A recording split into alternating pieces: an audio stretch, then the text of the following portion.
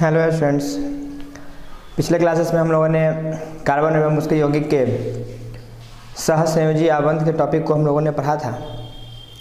अब आज का टॉपिक है हमारा सहभागी युग्म।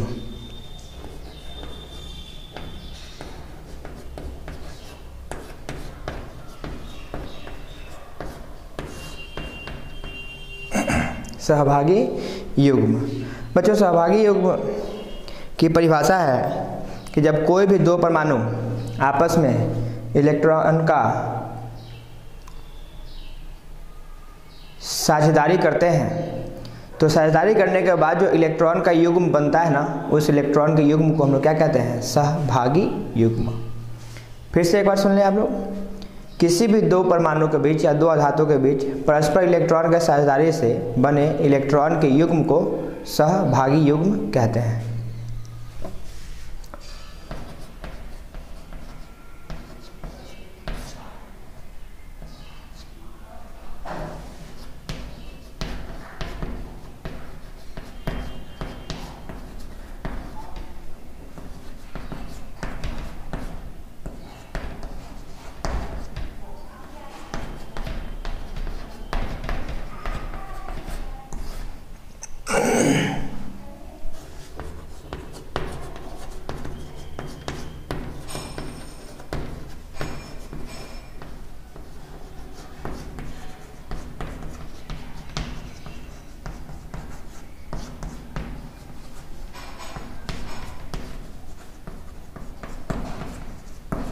बच्चों, मतलब क्या है इसका? आप देखें ध्यान से।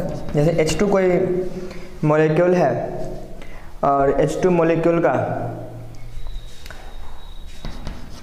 मॉलिक्यूल में हाइड्रोजन परमाणु के बीच किस प्रकार से इलेक्ट्रॉन का साझेदारी का वो हम लोग देख लेते हैं। अब देखिए बच्चों, इस तरीके से इलेक्ट्रॉन का साझेदारी हुआ, तो इलेक्ट्रॉन के साझेदारी से हर हाल में इलेक्ट्रॉन का एक जोड़ा कम से कम बनेगा ही। तो उसी इलेक्ट्रॉन के जोड़े को क्या कहते हैं हम लोग? सहभागी युग्म कहते हैं। अब बच्चों, सहसंयोजी यौगिक के बारे में हम लोग को पढ़ना है।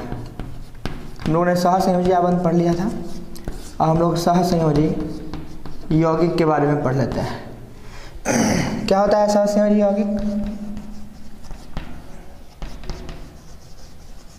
अब सीधी सी बात है बच्चों कि वैसा यौगिक जिसमें सहसंयोजी आबंध पाया जाएगा उसे क्या कहेंगे?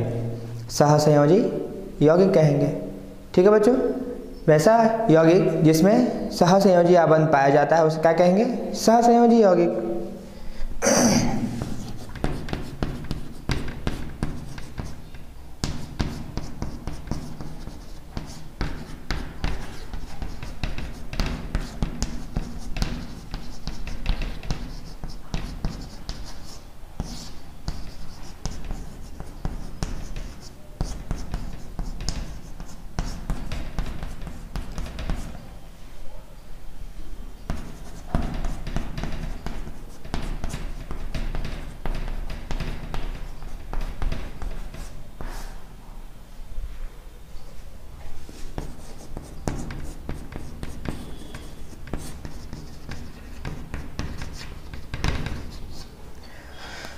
जैसे बच्चों कौन कौन सा हो जाएगा? CH4, CO2, NH3। किसी भी कंपाउंड में देखना है आपको, किसी भी यौगिक में देखना है कि केवल अधातु है तो निश्चित रूप से वो क्या होगा? सहसंयोजी यौगिक होगा। कार्बन हमारा अधातु है, हाइड्रोजन भी क्या है? अधातु है। तो अधातु से मिलकर बने यौगिक को क्या कहेंगे हम लोग? सहसंयोजी यौगिक। कार्बन और ऑक्सीजन से मिलकर बने यौगिक को क्या कहेंगे? सहसंयोजी यौगिक, क्योंकि कार्बन भी अधातु है और ऑक्सीजन भी अधातु है। नाइट्रोजन और हाइड्रोजन दोनों अधातु है, तो अधातुओं से मिलकर बने यौगिक को क्या कहेंगे? सहसंयोजी यौगिक। अब कैसे पहचाना ये कौन धातु कौन धातु? तो बच्चों, मैंने बेसिक कॉन्सेप्ट ऑफ केमिस्ट्री में जो है इसके बारे में मैंने ऑलरेडी बता दिया है, तो वहाँ पर जाकर के उस वीडियो को देख करके आप इस कॉन्सेप्ट को और क्लियर कर लेंगे। अब बच्चों, सहसंयोजी यौगिक के प्रकार की हम लोग बात करते हैं। सहसंयोजी यौगिक। बच्चों, मुख्य रूप से सहसंयोजी यौगिक वो दो प्रकार का होता है। एक ध्रुवीय सहसंयोजी यौगिक, एक ध्रुवीय सहसंयोजी यौगिक और दूसरा अध्रुवीय सहसंयोजी यौगिक। ठीक है बच्चों, इसको बोलते हैं पोलर कोवेलेंट कंपाउंड।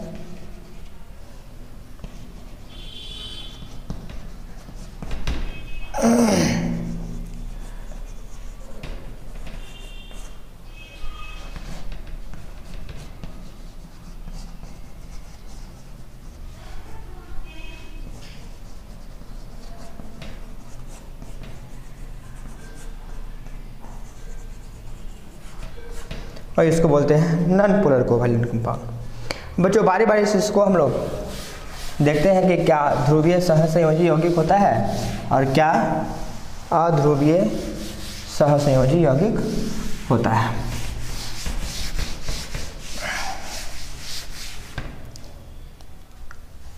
तो पहला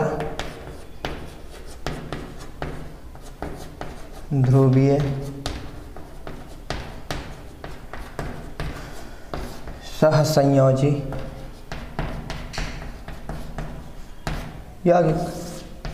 बच्चों क्या है ध्रुवीय सहसंयोजी यौगिक? इसका बहुत आसान सा डेफिनेशन है ना, कि दो या दो से अधिक विभिन्न प्रकार के परमाणुओं से मिलकर बने यौगिक को ध्रुवीय सहसंयोजी यौगिक कहते हैं। मतलब वो भी परमाणु क्या होना चाहिए? तो अधातु। तो दो या दो से अधिक प्रकार के अधातुओं से मिलकर बने यौगिक को या सहसंयोजी यौगिक को ध्रुवीय सहसंयोजी यौगिक कहते हैं।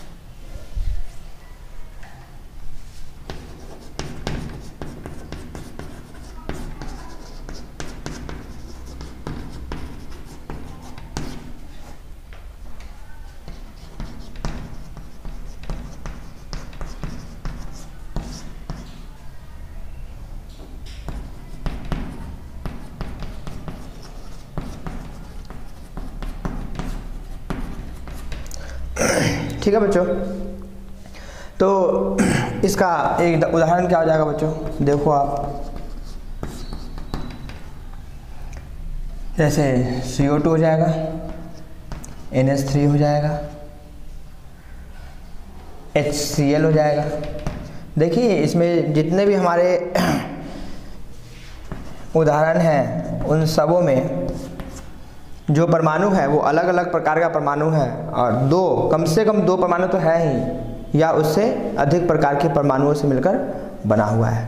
तो दो या दो से अधिक प्रकार के विभिन्न या दो या दो से अधिक विभिन्न प्रकार के धातुओं से मिलकर बने सहसंयोजी यौगिक को क्या कहते हैं बच्चों? हम लोग ध्रुवीय सहसंयोजी यौगिक।